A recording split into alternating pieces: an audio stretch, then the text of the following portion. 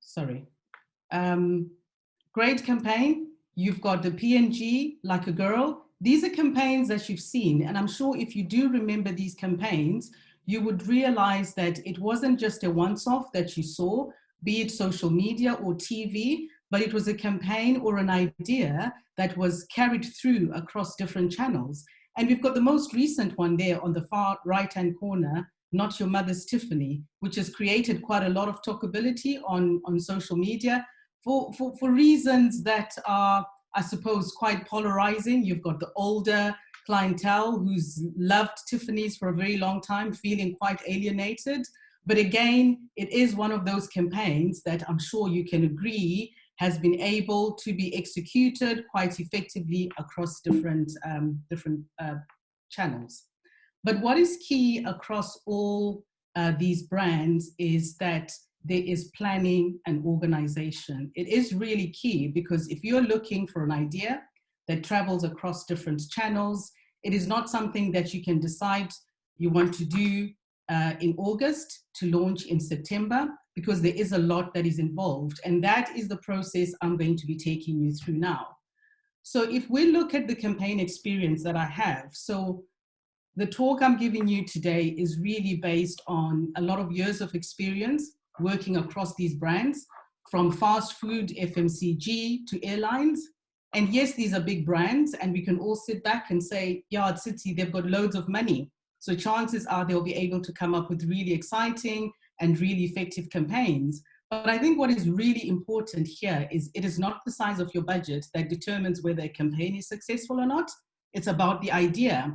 And this is where the challenger thinking comes into play, because I worked on some of these great brands where they threw everything at the campaign. But again, it did not hit those targets because the idea wasn't so great.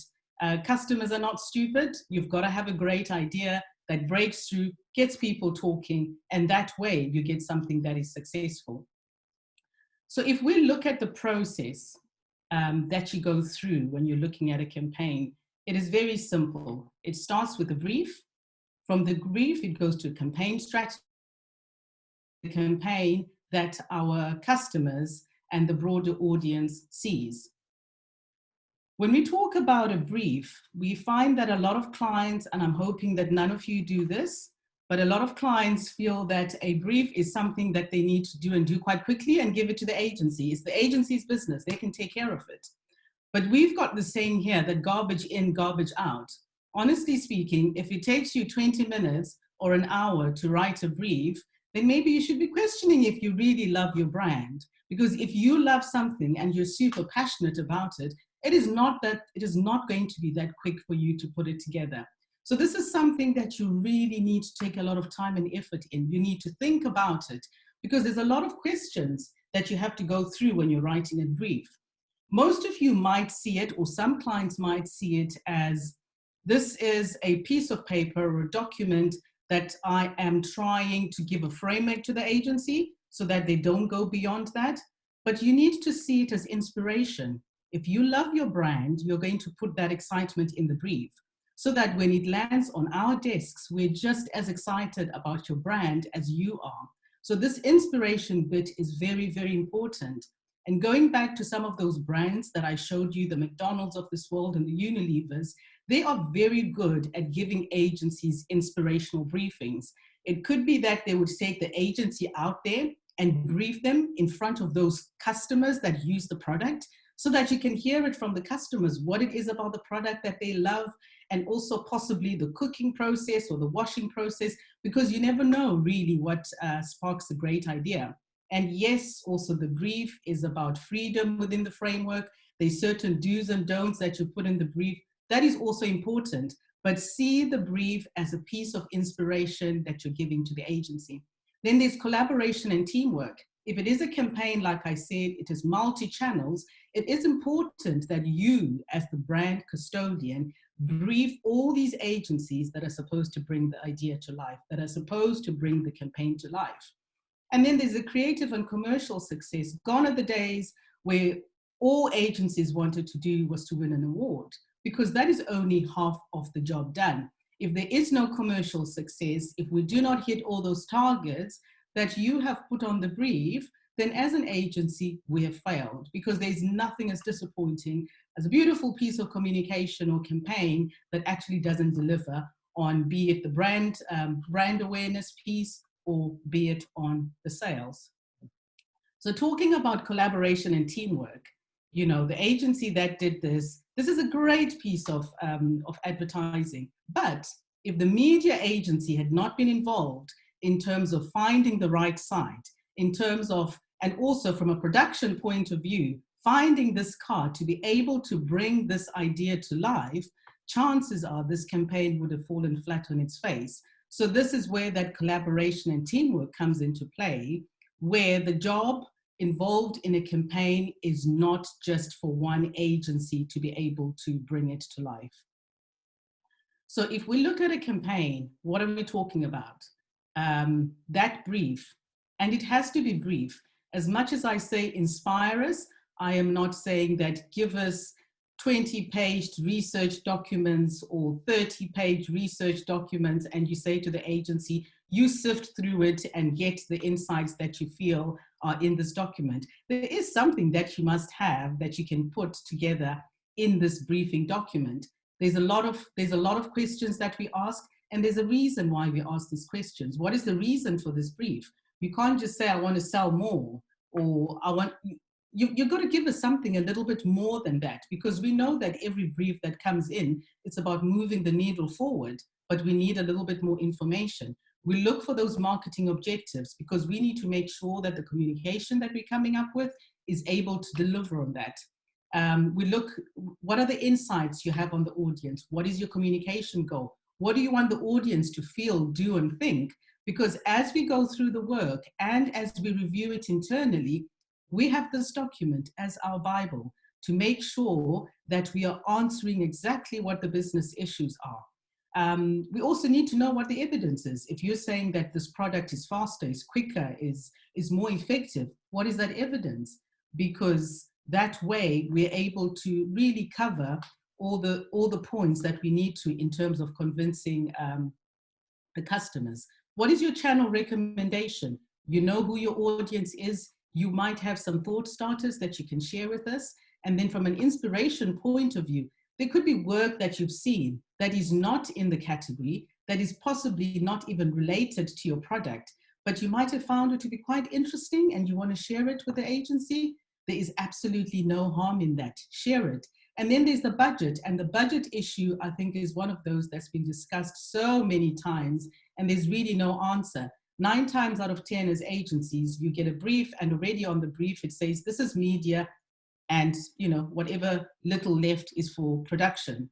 But again, what we need to understand is production is equally important as is media. If I go back to that Marmite piece of communication I showed you, you know, you can understand and appreciate that the production values were really, really good.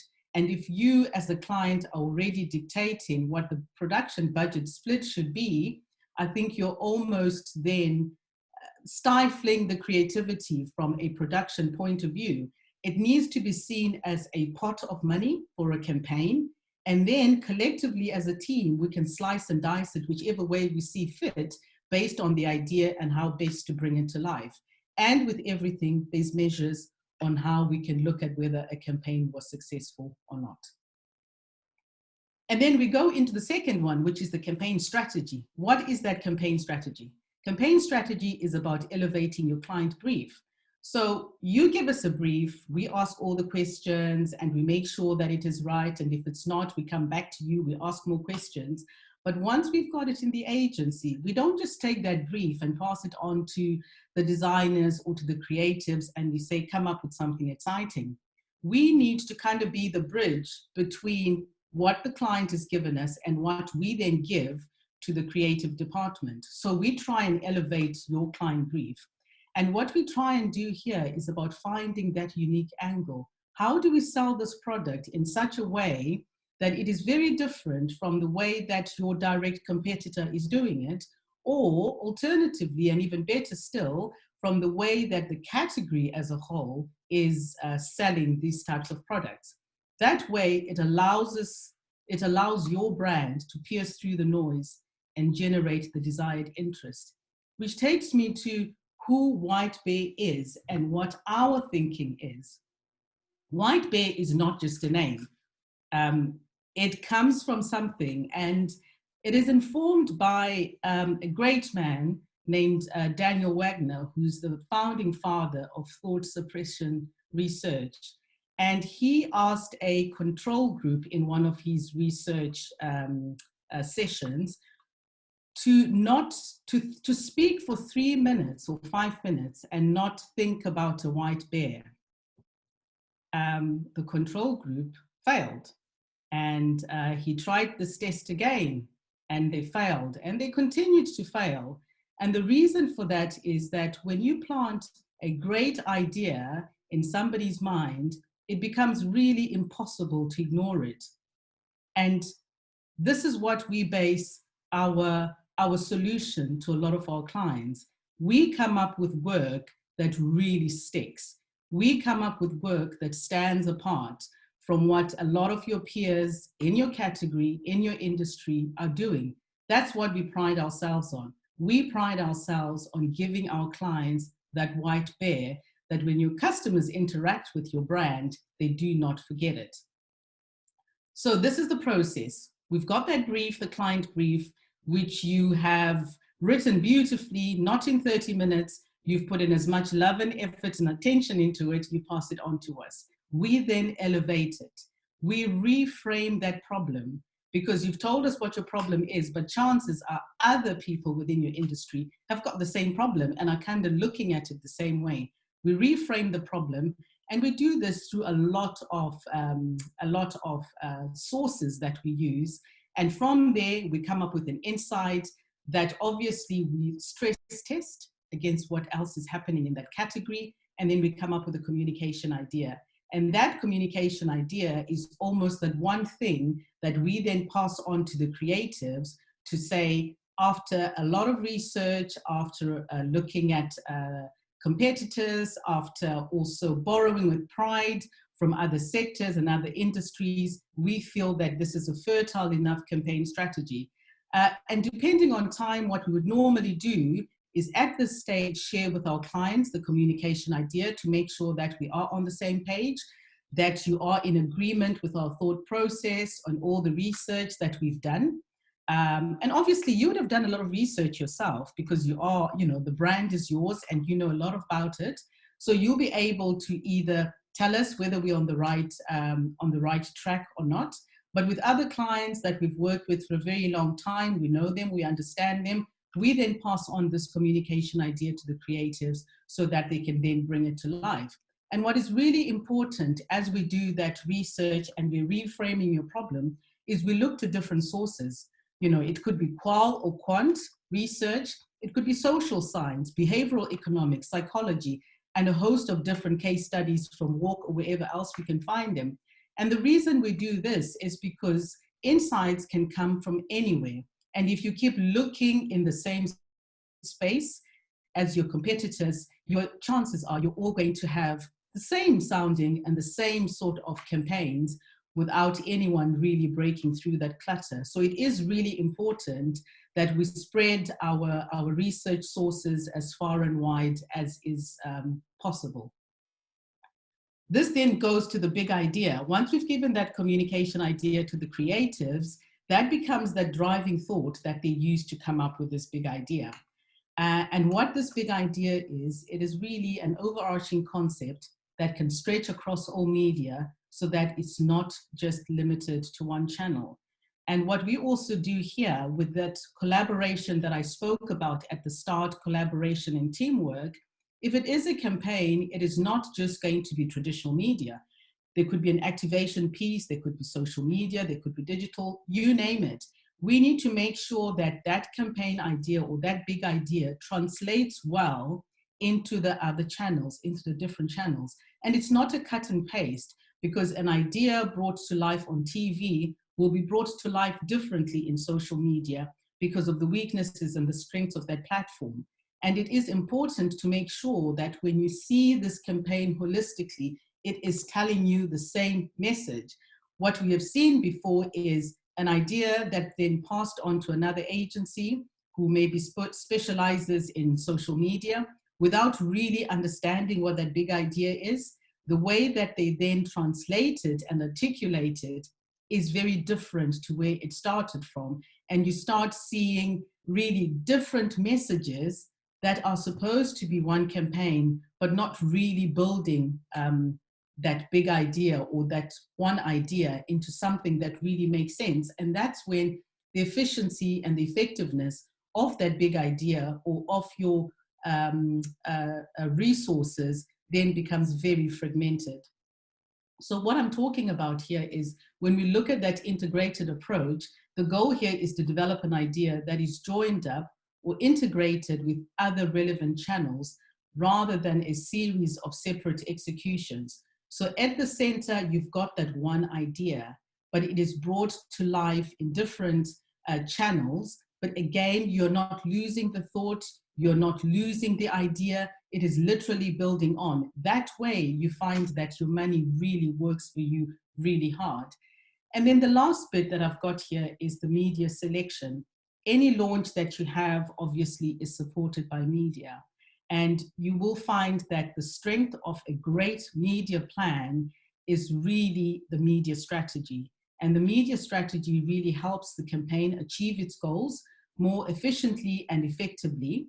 And what you're looking at here is a well thought through strategy, very much like the process I took you through with the brief, where you're asking all these questions to really understand who the brand is, who the brand stands for, who the audience is.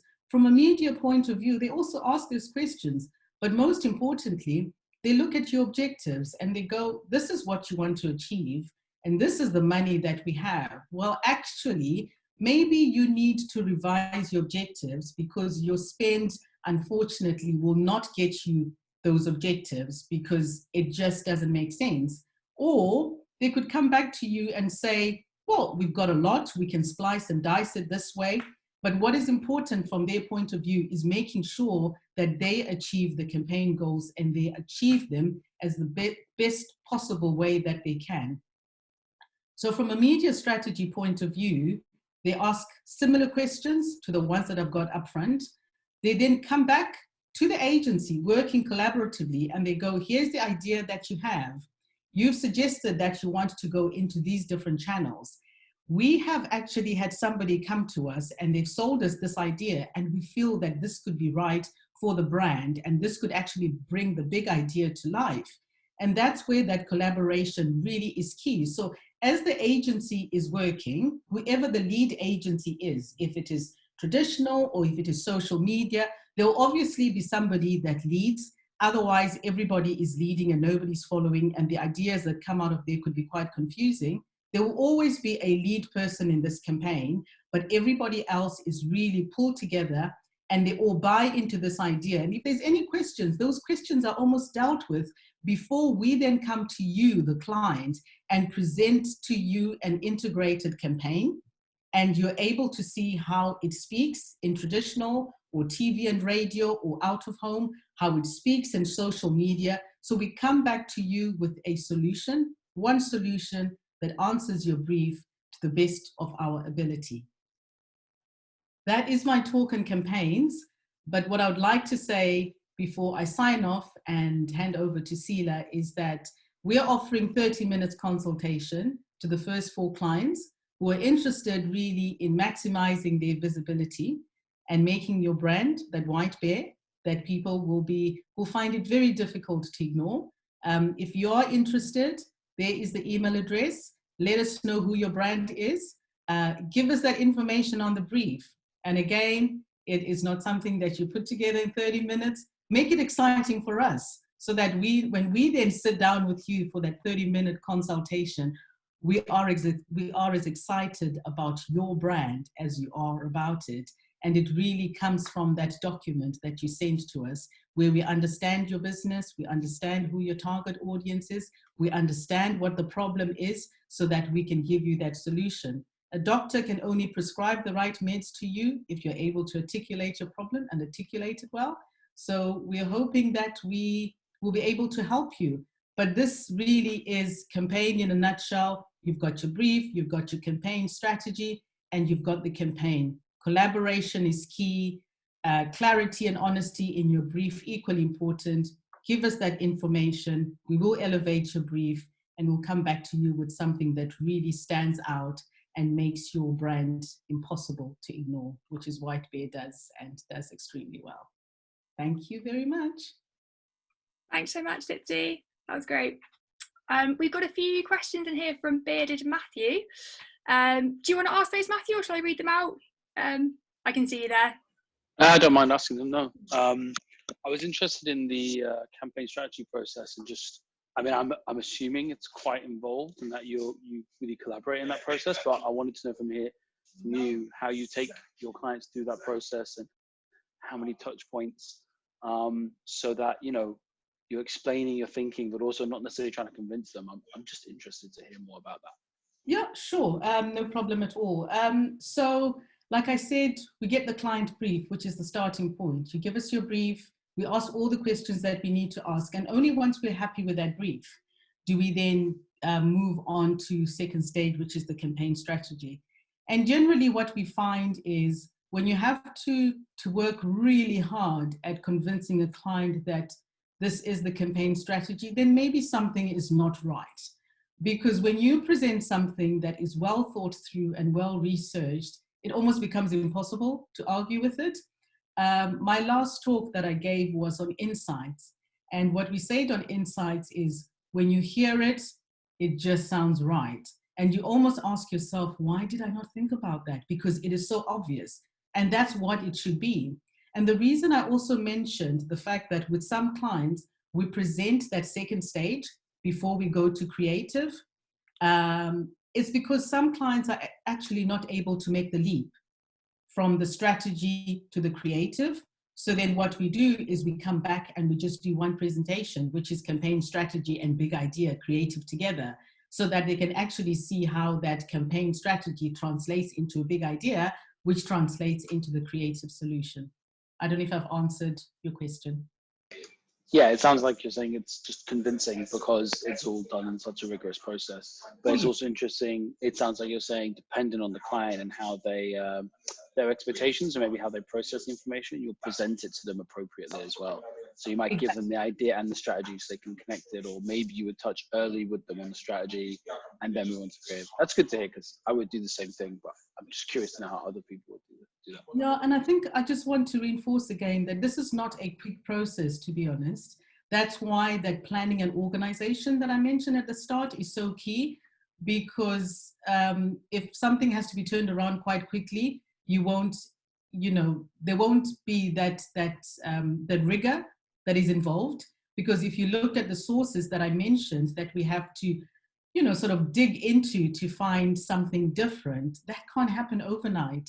So it's got to be a plan that you've got in place and give us enough time to be able to produce great work from a strategy and creative point of view, but as well as from the other partners that are involved that are also able to either source the media, source the right channels, get you great discounts from a media planning point of view. Anything that happens overnight, you kind of lose out on all those benefits really, and also the thinking, which is really important. Thank you. I have another question, but I can hold off if other people have questions. I don't want to take over. There's a question from Ben. What advice can you give to brands with smaller budgets or building campaigns within the house creative marketing teams? Does the approach differ at all? No, Ben, the approach doesn't differ at all.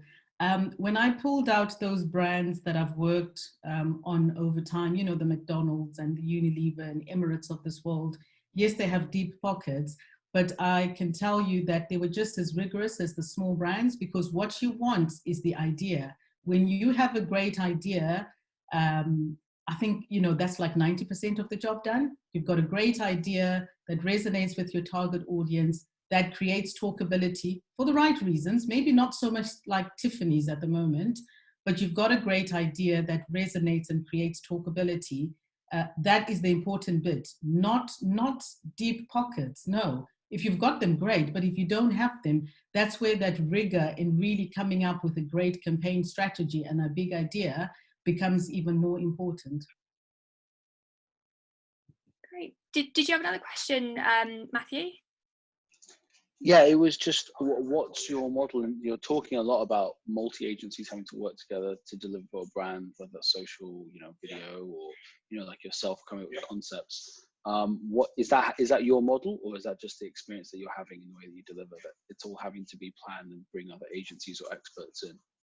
Well, it all depends on the brief, Matthew. It's for example, media is not something that we have in-house.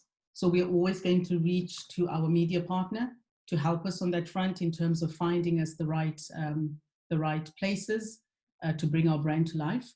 And in some instances, we do everything in-house because the brief sort of really lends itself to what we specialize in, so we don't have to be reaching out. But I think what I was just basically trying to highlight is, as agencies or as a process for campaigns, you can't be too precious about, we want to do everything ourselves and then bring in the other agencies towards the end, because we've kind of seen that when you bring agencies towards the end, somebody sits there in front of the client and goes, it's not going to work in social media at all.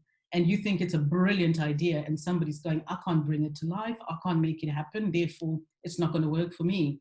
So collaboration is really key if it is a big campaign that requires different parts to come together, but it's also respecting people's craft, because you can't be a jack of all trades. So it's about making sure that the people that are experts in their fields also give you their opinion, and it becomes just one solution that you take to the client. That's what you guys want at the end of the day. You don't want to be sitting there going, okay, so do I now have to brief somebody and bring your idea to life through another partner?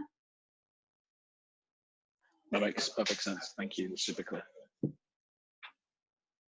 Thanks very much, Tsitsi. I think if anyone else has any questions, I will send a follow-up email, and feel free to ping any questions over, and Tsitsi can get back to you at a later date if you think of anything afterwards.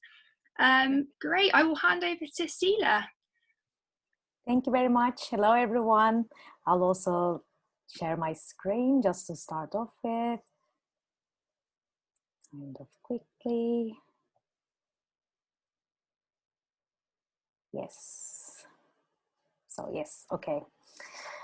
So hello everyone, it's great to be here with the White Bear Studio. It's good to be speaking after Tsitsi's wonderful talk, and happy to meet everyone else. So thank you very much, Beth, for the nice intro. I'm also gonna first talk a little bit about my background to give you context, then I'll talk about fundamentals of creating marketable and engaging content, including some growth hacking tips and tricks to make the best use of your social media channels to complement your campaign planning and strategies as well.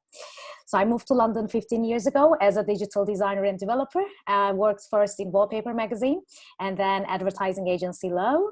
Then I set up my own creative digital agency, Mind the Ad, with a business partner 10 years ago, with offices both in London and Istanbul at the time. As an agency for about 5 years, we looked after a variety of clients, and we created lots of digital interactive campaigns as well. We have also created a lot of websites and apps and looked after social media channels of our clients. So I really like taking on new challenges. So a few years ago, I found myself in Web Summit, and there I met with lots of inspirational startups in that very positive environment, which made me question myself for what's next in our business. So I thought of bringing innovation to the agency. So I partnered up with 2 startups there to do their business development in the UK. But seeing all these similar startups ideas there, I realized that in order to survive in today's ever-changing business environment, startups need to compete on a global level. And in order to achieve that, I needed to become a citizen of the world, to understand different markets and get on a journey as soon as possible to find where opportunity is the strongest for them. So I came back to London, and as you know, these writings as well, only a couple of days later, I've seen this on the tube, thinking about all these ideas. I started doing a research. I came across a program which selects 75 people and take them on a journey around the world. That was called Remote Here. And the goal was to acquire the necessary skills in order to work remotely from different locations, because they thought that's where the world was going. I think it sounds very familiar now. This was around 4 years ago. So I thought this was a wonderful opportunity at the time, and I applied. And I was selected among 25,000 applicants to the first program. So I decided to take a sabbatical from the agency. I attended to this program to explore different markets and grow these partner startups around the world. So first, I got on a journey to Prague, which was our first city. This is our group, this is myself. So I joined them and we kicked off our journey. We have traveled to Europe and Asia and South America together. And during that year, lots of unique experiences. We adapted to work from any location remotely, which obviously helped me a lot now to deal with the current situation. And we had the chance to grow and network across borders as well. So what I have been doing was to help these partner startups for their business developments in the countries that we went. I was getting user feedback, observing different working cultures and different ecosystems around the world. I've attended conferences, I met designers, developers, companies, agencies, accelerators, startups around the world. And I took lots of amazing photos, one of which I'm going to show you in a bit as well. And I helped launch and grow startups as well. This one is Snidget in Malaysia. I mentored at Google Launchpad in Startup Malaysia, Startup Chile, in Vaira, in Peru as well. So during the journey, I finally enjoyed, in the journey, connecting with local entrepreneurs and helping with their digital journeys with my experience as well. So after that, I came back in London, and now I continue to empower entrepreneurs to grow their businesses by helping them with their branding and also digital marketing strategies.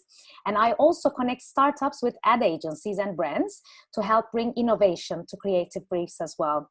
I'm mentoring in startups and accelerators to help with their digital marketing challenges. So I'm up for any mentoring sessions with yourselves as well. Don't hesitate to reach out afterwards. So let's begin this section with something fun and talk about the power of content. So what I'm going to show you, this is the photo that I mentioned. It's a very memorable picture that I've taken on my journey. And the story is that I was in Morocco and we were driving from Marrakesh to Essaouira on a main road. And one of a sudden in that main road, very, very boring journey, 3 hour long. One of a sudden we saw this amazing sight on the side of the road, and we just take a step out of the car and approach that site that I'm going to show you right now. I don't know if anyone has seen it before, but in Morocco, there's this thing that there's a tree, huge tree on that side of the road, and it's full of goats just hanging out on the tree, just being there, eating the leaves. And every car is stopping, in the middle of nowhere just to take a step out, approach it, take a photo, just admire this site as well. So I put it in the presentation because I think it's an amazing example for content marketing, because I think in today's saturated marketplace, the businesses need to be very creative to survive. You will actually need to put the goats on the tree, to draw attention. You need to give people something interesting to talk about. You need to keep in mind to create like a thumb-stopping moment, we call, while planning your campaigns as well. So I put it in this presentation to remind you, when you're creating any piece of content, any campaign, make sure that it follows this rule, either rule in marketing as well. So the first one is attention. It's actually taking the attention with something relevant to the audience. In campaigns or in content, it could be your title, it could be your leading paragraph. It's basically why they should stand around the audience to read the rest of the content. And for us, it was the first sight of this tree. And then there's interest. It's basically how well you understand the problem and give back something informative or entertaining. So in this case, I was saying, it's a long journey, and this just appeared in the middle of nowhere, gave us something like an entertaining content. It piqued our interest to consume it more. And desire, it's if you hit the right kind of audience, if you can solve the client's need, if you can keep them hooked, because most of the people using that road are tourists. It appealed right to us. It gave us a reason and desire to take a break and have a look at it and take a picture, because it was really amazing. And action. It is closing the loop, basically using an influential call to action, we say in marketing. What should they do next, your audience? Should they read more about the company? Should they buy the product? In this case, you know what happened? We were just taking a photo, and obviously a shepherd approached to us and said, give us money, you know, because they have created this for us. And obviously they're closing the loop with the call to action for themselves as well. So I thought this is a perfect example for creating good content. Just remember the goats on the trees formula for any piece of content or campaign that you're going to be creating in the future as well. So don't forget, all brands eventually need to achieve brand awareness and sales activation with content marketing, like Tsitsi mentioned as well about campaigns. Content marketing is the use of storytelling to build relationships with your consumers as well, by providing them with something useful or something entertaining. It allows a two-way communication, because it will start with your viewers to interact with the content, and then you can answer back as well. You can start a dialogue with that as well. The customers will come from search and social. You'll be seeing your content. They will be seeing your content, and they will be clicking to take action through your content or campaign as well. And with content marketing, you can target the people that are friends of your followers as well, as you know. So you can collect some more snow to create a snowball and gather new attention on the go. And if you craft your content or campaign in a good way, you can lead all the attention back to your brand as well, as people would want to learn more about it. So I put here some things you can consider while planning your content. You would be able to provide users with relevant visuals and engaging content. Make sure you have good quality images. Make sure if you're using other images, other people's images, give credit. Just don't steal text or trademarks as well. And it's not just about writing articles, but also you can handcraft your onboarding emails, your notifications, your terms of service, loading screens, I don't know, membership cancellation screens for each person as well. You can add your personality, and you can be a consistent storyteller on all of these digital channels. You can become an opinion leader, especially for B2B companies. Writing articles about a specific subject will help you become an opinion leader of the industry. You can look at your customers' questions and pain points and start writing about it and share it in relevant places. It could be LinkedIn forums, Quora, Medium, Facebook, wherever the audience is. Content marketing is actually 10% content, but 90% distribution in the right places. You can work with influencers, as you know. You can invite them to write about your product. You can give them a free trial, a free sample as well. They will distribute that content to their audience, which will eventually get you back a lot of visitors as well. It would definitely help with your SEO for your website, because websites with blogs and articles have more visibility and traffic. These articles would generate more links for your website as well. And I put here some example formats, because when we say content marketing, everyone thinks it's just blog articles, but actually there are different formats you can consider, like infographics, because people process visual data better than the words as well. You can think of webinars, guest posts, social media posts, podcasts, even, of course. And you can think of short content in the beginning, in the awareness stage, and longer content in the decision-making or purchase stage for your consumers when they want to know more about your product. And I put here, there are 4 different sources of content that you can consider, because everyone asks, where am I going to find that content? So the first one is created content, also called original content. These are based on the themes and the pain points of the persona, and then you create it yourself. And then there's curated, which is gathering content around your brand and themes as well. Think of BuzzFeed articles like 12 reasons why you should consider using blah, blah, blah. They just gather different bits and pieces and make it into a content. There's co-marketed content. It's partnership or influencer-based content when you're sharing resources and audiences A good example for this is Red Bull and GoPro. They collaborated to create this project. I don't know if you remember a few years ago called Stratos, when the guy Felix jumped from space. They joined their forces together to make that happen, which appealed to both of their audiences because they do have quite similar audiences as well. So that was a very successful campaign in that sense. And then Recycled. Think of what content can you repurpose and reuse. For example, do you have a number of blog articles that could be made into a book? Or do you have a PowerPoint presentation that could be turned into a blog post, for example? So you can actually recycle the content in that sense as well. So once you establish the source where you're going to find it, then you can think of the theme, the format, and the catching idea, the big idea. Very important, as Tsitsi mentioned as well. So what I'm going to show you is a very old but a very cool example of content marketing, a campaign which went viral. You might know it. It's Blendtec, a company that are promoting a very strong and very durable blender. And they were claiming that you'll never need to own another blender in your life if you get this blender. So to support the claim, they went ahead, they shot a series of videos. They're still shooting. You can watch on their YouTube channel. They're blending everyday objects to demonstrate how powerful they are. I'm just going to show you the video now. Will it blend? That is the question.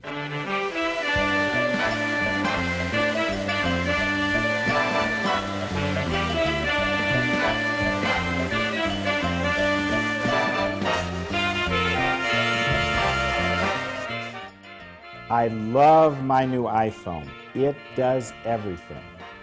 But will it blend? That is the question. Let's find out. I think I'm going to push the smoothie button.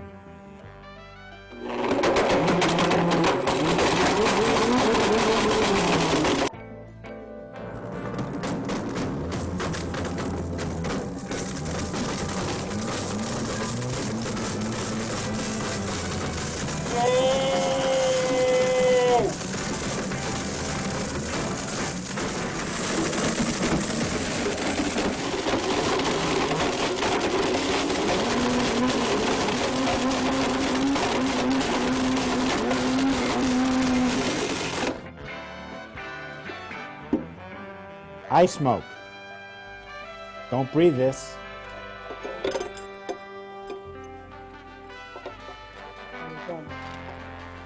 Now, you fans on YouTube have asked me to blend an iPhone, so I did it. But I have another. So this video that I just showed you has been watched over 12 million times, and their YouTube channel has nearly 900,000 subscribers. And they shot this series with a relatively small budget, but the result was over 1,000% increase in sales, and now it's a globally recognized brand. They're still blending a lot of cool stuff, obviously, so check it out. As I don't know if you heard, but the guy said, "You fans on YouTube have asked me to blend this," so they're taking these, feedback from the fans as well. And it's just amazing how they created such an entertaining story for such a, I have to say, maybe a boring product. But so you can also think of ways to get creative for your businesses as well. Hopefully it was inspirational. So growth hacking, you probably know, is a marketing technique. It uses creativity and existing tools to sell products and gain exposure. I just wanted to give you a tip that you can implement in your strategy to help with your growth as well. If you haven't heard of it, I'd like to recommend you to use BuzzSumo. It's a great little tool for finding content ideas, so you don't need to reinvent the wheel. It gives you a list of the most popular content for a given set of keywords. As an example, take a look at this search for content marketing that I made, and it gives you the result. You can find the best performing articles in your industry or the team, and then you can leverage these topics as well and the headline styles to craft something more powerful to your audiences as well. So let's jump onto social media, which is all about the customer and how you can help them. The insight I have is that 74% of people turn to social networks for guidance on purchase decisions. So they're definitely effective channels to utilize for your marketing as well. And I assume you're aware of most of the social media channels, so I'm not going to go through them one by one, but I'm just going to do you a favor, just jump into giving a lot of tips for the social media channels as we're getting to the end. There are 60 million active business pages on Facebook, so it's a very competitive space, and you'll need to follow their algorithm and use their ads for more visibility. And I just wrote some tips for you so you can test with your content as well. I have these tips. So for example, posts that feature images have more interaction, shorter posts have more interaction, posts with emojis, the emoticons have more interaction. And if you ask fans directly to caption the post, caption the photo, that increases comments 5.5 times as well. But in addition to those, you can add subtitles to your videos. Apparently it increases view times by 12%. You can use thinking of, utilizing Messenger with some AI chatbots, if that is suitable for your business. You can give a better customer service with that, as consumers these days prefer messaging over sending an email to the business. For example, if you're a B2B business, you can publish a white paper and target the people that are working in Fortune 100 companies, and then you can generate leads from there as well. It's just good to remember that Facebook is very competitive, as having a very low cost per click. So you can definitely utilize that for your business. And then I have some tips for Instagram. I'm sure you are seeing it a lot. Liking people's photos is very important, so that they have notifications, they see your brand, they will come back, and then hopefully they will like you back, or even check your account as well. So you can try that. You can use trendy hashtags. Obviously relevant to your industry. You can find them with simple searches. Instagram shows how many posts each hashtag has. You can post up to 30 hashtags. The recommended is around 10. You can also place them as a comment under your post as well, the hashtags. I actually use an app called the Hashtag Expert. You can find it on iOS store. That you just give a theme, you just write your industry, and then it just gives you like lots of popular hashtags that you can copy and paste. It's called Hashtag Expert if you want to check out. Obviously use call to actions, definitely. For example, lots of people are using tag a friend in the comments, double tap if you like the post. So the more you use those, the more likely that people do these actions as well. Using shoppable posts. At least 54% of people on social media use it to research products as well. So you can actually use Instagram's features for the shopping as well to create a better, like a seamless experience for your audience. And then contests that are very popular and trendy as well. It could be like a rule could be follow our account to join the contest, like the post, mention other users in the comments. The more people you mention, the more chance you have, etc. Or it could be a photo contest. You can say, post your entries with our hashtag, and then we're going to be selecting one of the, contestants with our prize, etc. But in addition to those, I was reading HubSpot's research. Carousel posts, like the gallery posts, where they have 3 times more engagement than other post types. So you can consider using more of those as well. You can consider using AR filters, augmented reality, for engagement. You can use live stream stories, reels, very popular these days. And Instagram has an algorithm to display your reel or Instagram TV video under Explore, the Explore tab. And if enough people save your video, then you can, you have a better chance of going under Explore. So make sure that you create a content that would add value for your audience, a content that they would like to save and come back to it afterwards as well. It could be like how-to videos, tips and tricks, like recipes, etc., or like an answer to a question, very important, business question, or like an explainer video. Instagram also likes your account if you're using their features, so they might want to boost it and show it under Explore more as well. You can post when your audience is online. You can find it under your reports, like the demographic reports, and then you can see which days and times that your audience is mostly online and utilize that. You can use the quiz feature, the GIFs, the polls, you know, for the stories as well, which is making it more engaging. We did recently for a B2B client, we utilized the question feature. We made like an Ask Me Anything session. And then we collected the videos to produce video answers later with the followers' own phrases, their own language, you know, own questions as well. Hopefully these tips will increase your brand engagement on Instagram as well. And obviously Twitter. The first tip is the more times you tweet per day, the more engagement you get. Twitter is different than the other channels. I have a study that says there were two groups of people. They said group 1 to tweet 14 times a day and the group 2 to tweet 80 times per day. And the result was first group got 9 clicks per day and the second group got 290 clicks per day. That's 30 times more clicks. So the more they tweeted, obviously there's a better chance of being exposed, like being seen by the followers, because Twitter is so fast, you know, that stream, so that don't worry about tweeting more on Twitter rather than other channels.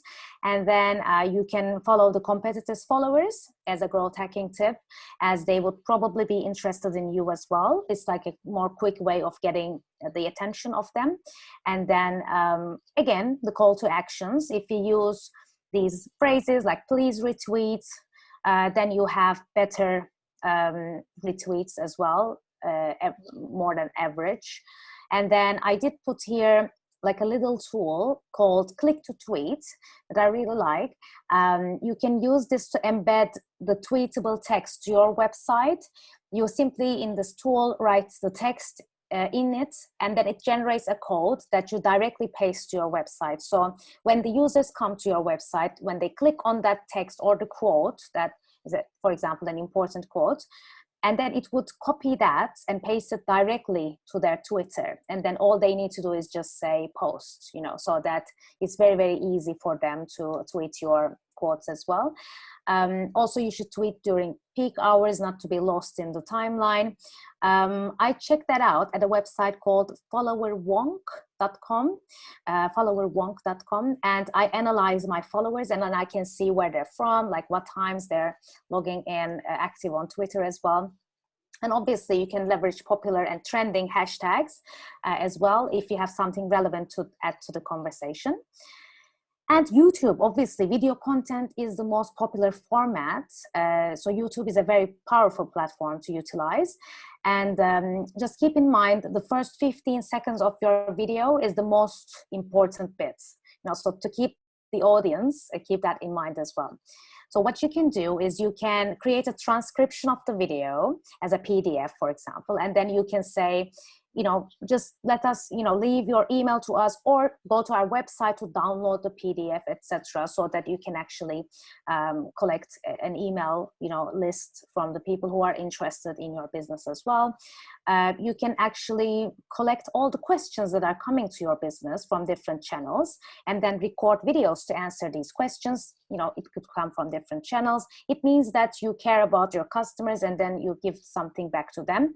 And then when anyone else is asking the same question, you can just give the link to the video so that they come to your channel. You can use these annotations or thumbnails at the end of videos, as you know, to increase subscribers to your channel. So that there is a call to action in all of your videos as well. And then there's this little code that you can use, which is this. So what you do with this is at the end of your URL, that is like youtube.com/, you know, your channel URL, you add this at the end. What it does when you share that link, it will automatically prompt the confirm channel subscription pop up. It just makes it very easy for the viewers to subscribe. I've used that recently with a client and we observed a lot of increase in their subscriber numbers because they just click on this and then YouTube asks them, would you like to subscribe to this channel? You know, and obviously they have a choice of saying yes or no as well. You can host live webinars on YouTube. They are recorded. They will be published on your channels for other people to view it later on. You can create playlists so you can, you know, play your videos in an order one after the other as well. You can consider publishing video ads as well, obviously on YouTube too. You can try the shorts, YouTube shorts, which are videos that are under 1 minute. But if you have long videos like 10, 20 minutes, what you can do is you can divide it into sections. So viewers can click on the exact time frame to view the relevant answer. And you can just write it in the description, like what's happening in what time as well. And obviously you can use more ads, if you have a longer video like that. And LinkedIn, you can definitely engage with lots of people these days, obviously use it for online networking. You can say, comment your email address if you have a copy of, if you would like a copy of our case study or white paper, or people can just say, I want it, in the comments. It would bring up more engagement for your post as well. You can just write a little bit part of the article and then say, come to our website to read the rest of the article. You can create your own group, own LinkedIn group, and share great valuable content within that group as well. Then you can demonstrate your value and expertise as well from there, and then you can generate leads from there. And another growth hack is LinkedIn just doesn't want people to go away from the site. But if you post it in the comment, like when you have a link and said the link is in the comment, people will be interacting with the comment. So LinkedIn thinks this is a highly engaging post and it will boost it to reach around 3 times more users. So you can go ahead and test that for yourself as well.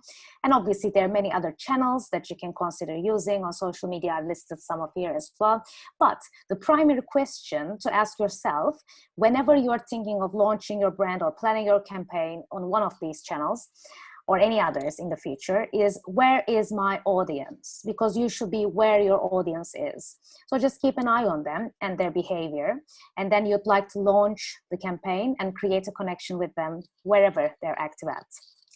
So thank you very much for listening. I hope I could give you some tips and tricks that inspire you to create engaging content and plan creative campaigns on suitable channels for your audience. And I'll be happy to take any questions now as well. Thank you very much. Yes. Sorry, I was muted. Thanks so much, Sila. Any questions from anyone? I know there's a bit of chat going on the side, but did anyone have any questions for Sila? I have a question. Sure, for sure. There's so many amazing insights there and tips and tricks, and I was just wondering if you had to scale it back, say you had half an hour a week for maximizing all the things that you could possibly do, what would be kind of your top 2 or 3 things that you'd recommend doing regularly in order to boost engagement?